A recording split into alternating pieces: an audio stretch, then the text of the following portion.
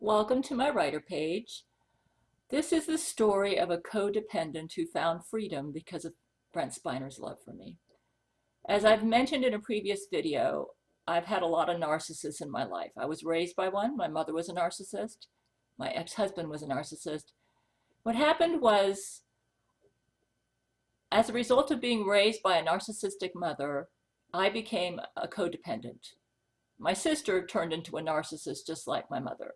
I think the reason I became the codependent and my sister became the narcissist was my sister was the pet. And she did, according to my mother, she did more things right than I did. She was a little bit more cool. Like when we were growing up, I had legs so skinny, I looked like I had polio. And so when my mother was a fashion model, very beautiful. A lot of narcissists are very beautiful. They're concerned about their image, so they make sure they look good physically. And so my sister was the one who got sent to the modeling agencies, and I was too skinny, so my mother knew I would never qualify. And I was horribly skinny. I was so embarrassed by my skinny legs. I never wore dresses, I wore pants. And if I did wear dresses, it was like, oh, I gotta hide my legs. I look like I have polio. I was so ashamed of my skinny legs. And in eighth grade, one girl really did me in. Her name was Susan. And she looked at my skinny legs and she said, and, and I was so shy. I never said a word in the classroom. She goes, oh. She would look at my legs with her eyes, and I could tell she was thinking what I dreaded, that I had the ugliest legs in the world. She goes, oh, goodness, your legs. And she started talking about me behind my back. I was devastated. I knew she was criticizing my skinny legs. I didn't want to go back to school. Anyways, to make a long story short, I found Jesus when I was 14, and it was the beginning of my freedom from codependency. I started realizing that I always knew I had a beautiful heart, or at least it was pretty beautiful, except I could hold grudges really bad. Like if somebody criticized me, I took it really hard. I couldn't handle any criticism. I had such an inferiority complex. My mother's always told me I was selfish, no good girl, selfish. She drummed it into me where I believed it. So I spent my whole young life trying to overcompensate for being a selfish, no good girl. And I told myself that because I was a selfish, no good girl, I needed to work harder than most people to be a good person. I had to have higher standards than other people in order to be on the same level morally as everybody else. So when it was time for me to marry as a young lady, I set really high standards for myself. And I will say to my credit that I was a virgin when I married my husband. I stuck to a lot of my high standards. And unlike my narcissist sister who turned her high standards outward, in other words, she expected everybody around her to have high standards for her, I turned my high standards inward. I was a codependent. I needed somebody superior to me to take care of me and make sure I didn't mess up my life, or that I was too weak to make it on my own. That's what I believed. And when my grandma sent me the book, The Fascinating Girl by Helen Andelin, which taught that women should stay home and not have a career and make their husband and their kids their career, I thought, well, this is biblical. And this fed right into my codependency. I said, I just need to find that man who will take care of me. So I made sure that I would be the perfect wife. That was my mentality. So I went to Bible college, mainly to train myself to be the perfect wife to my dream man who would take care of helpless little me who could never take care of myself. Unbeknownst to myself, I was the perfect mate for a narcissist. The men out there who were mentally healthy and who wouldn't have emotionally abused me noticed that I seemed to have some problems. I was a little bit, because I believed I had to be perfect in order to be worthy of a spouse, I didn't really know who I was. So when I would go out on dates, I would put on airs and try to be that perfect woman that I felt I needed to be to win a worthy spouse. And this actually turned off the mentally healthy men because they knew something wasn't right. It was like I wouldn't allow myself to be vulnerable, to show my weaknesses because I was ashamed of them. So I ended up marrying a narcissist.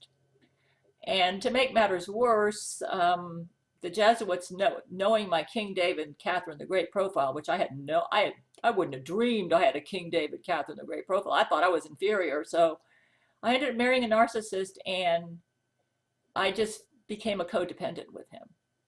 But what was bad was it got me to lose energy, and I would sleep in and not do anything. And I felt like he needed to take care of me. And then he would scold me for neglecting the house, for being a lousy housekeeper. It was like no matter what I did, I couldn't do anything right. To be honest with you, I was married and I never felt so alone. I was married to a cold narcissist, incapable of giving me love, and so I wasn't loved. I was just used and abused, and it worked out good for him because I was feeding this narcissist by my code and my desire to be the perfect wife for him. It got really lonely after a while. I began to think, this isn't fair. It just isn't fair. And I got so lonely, I said, you know what? I got to have a friend in my life. Like the husband who would make me feel normal and free. So I started writing Brent Spiner after I saw the episode The Pen Pals, which was a show all about empathy. The one thing my husband didn't have, Brent Spiner was loaded in when I saw The Pen Pals. It was all about empathy. I thought, oh, he's the opposite of my husband. He's my perfect friend. So I started writing Brent, and I told him all my codependent beliefs. Yes, I said, I'm really an inferior woman. I told him I was diagnosed with manic depression. I did this on purpose to make sure he'd never be attracted to me.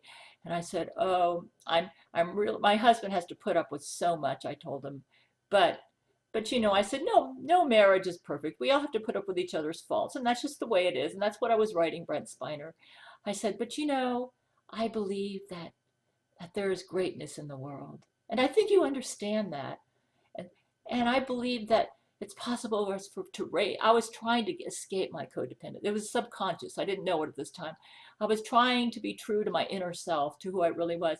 And I said, I go to a church that's really strict, and in some ways I like it, but in other ways I feel like there's a part I was really being vulnerable in myself with Brent. I figured he's probably not even reading my mail, so I'm safe. So I was totally myself. I said, but there's a part of me that yearns to just go up and escape into the horizons and just be free like a bird. And I believe you. I was watching you in Pen Pals, and I think you understand that part of us that wants to make humanity better, that wants to stand for a just cause, to be courageous, to try to make the world a better place. And I thought, that's why I like to write you, because I think this is something we both secretly yearn for. And I gave him my phone number. I said, you can call me if you ever feel like you need to talk to somebody, but I understand, if you don't want to. And so I gave him my number once a month. He was calling me. I know it was him now. I'd pick up the phone and there'd be silence on the other end. And I thought, and I actually became addicted to writing him. He was my mental health therapy, my way to escape my codependency. But he didn't say a word. And then he would just quietly hang up. I thought, is that Brent Spiner? He was the only one I'd written to who knew my phone number. And actually writing a Hollywood star was very evil of me, because my church taught that Hollywood was satanic and everybody there was demon possessed and evil. But I guess that's just the reason I wrote them. Something inside me was rebelling against being a codependent. Well, so May 1991 comes around, and Brent calls me up on the phone and says, I want to rape you. I thought, who's this? I hung up. I thought, who could that be? I was writing Richard Arnold and Brent Spiner at that time. And I thought, I didn't write any letters to him that would make him want to talk to me like this. I said, why is he doing that? Can't be Brent. Maybe it's Richard Arnold. I thought, or maybe it's some weirdo. I figured it must have been somebody at Hollywood, because I wasn't writing anybody else who knew my number. And but then he called me again. He says, how are you? And I thought, who's this? And then he hung up real quietly. And then he didn't call me up. He didn't harass me. It was like he just yearned to talk to me. And anyways, then Melody Rondeau, who was a Christian pen friend that I was writing, sent me the music album, Oh, Yellow Eyes Is Back. And I listened to that voice, and I turned it on in front of my husband and everybody, and he's saying, I want to give you the break you need. I thought, the break you need? that spoke to my subconscious heart as a codependent. It was like he knew that I was in an abusive relationship. Brent Spiner, I said, that's the voice who called me on the phone and said he wanted to rape me. He said he wanted to kiss my nipples, but he said it was such longing. It wasn't like a rapist. It was like he was so deeply in love with me that the words just slipped out of his mouth and he couldn't help himself. I thought, Brent Spiner loves me, the real, not the codependent self, the real me, the one that I really am. I just felt like I was in a prison and the door just flung wide open. And I went to God in prayer. I said, why? Why did you send me my dream man? Somebody who loves the real me when I'm in marriage, when I'm married to this man who emotionally treats me like dirt. It was like I was beautiful, but he would just pinch me and say, oh, looks like you're a little fat there in your rear there. You know, Gail, you shouldn't have said that in church. He was very concerned about his image in church.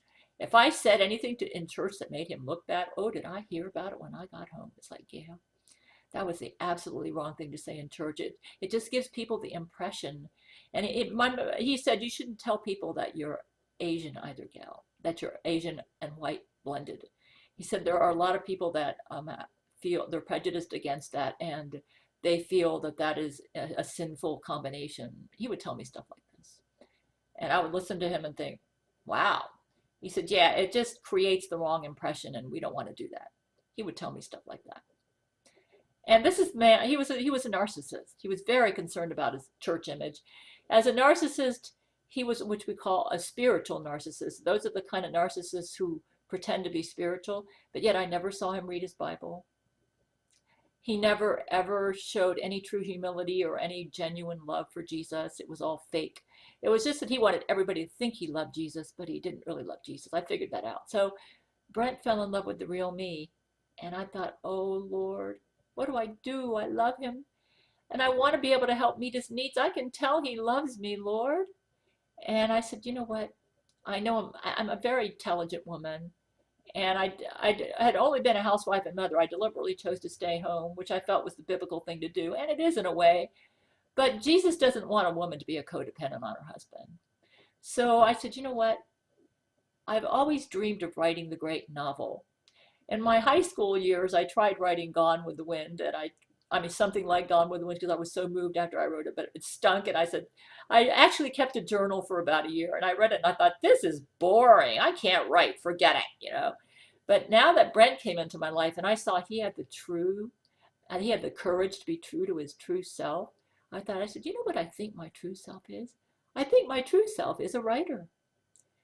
A creative, free spirit like Brent, and I so admire Brent for not allowing the world to intimidate him, to deny his true self, his artistic self. And I told him I admired that in him. And I could tell he didn't go into acting for the fame. He did it because he wanted to contribute to the world of art, to bring beautiful art to the world, and to add to like wonderful theater. He was committed to the craft, and I wanted to be that way as a writer. So I said, you know what? I don't really care if I become famous or rich. I'm just going to write something really awesome and hand it to him as my love present, my way of loving him from afar, because Jesus won't let me have him now. And that was the reason I became a writer. And so I studied through the Institute of Children's Literature. The Lord gave me an award-winning writer as my teacher. It took a lot of work. I think I wrote 1,000 drafts of my first love scene for Silver Skies. I thought the first 900 were trash. And I actually, through that course and then studying writing on my own by ordering books on the craft of writing, the whole Elements of Writing series from Writer's Digest magazine, I developed my novel writing skills pretty respectably. And I worked on Silver Skies from 1994 to 1996. In 1996, I found out about Laurie McBride, and I just shelved writing because I felt like I was devastated. I couldn't believe that my dream man, the man who was getting me out of my codependency, had done this to me. And I knew something wasn't mentally healthy about his relationship with Laurie McBride, but I didn't know what it was. And then in 1999, the Lord told me in a still small voice that she was a Vatican agent, and I realized then that Brent loved me, that he only had her to keep me safe. And that's when I went back into writing.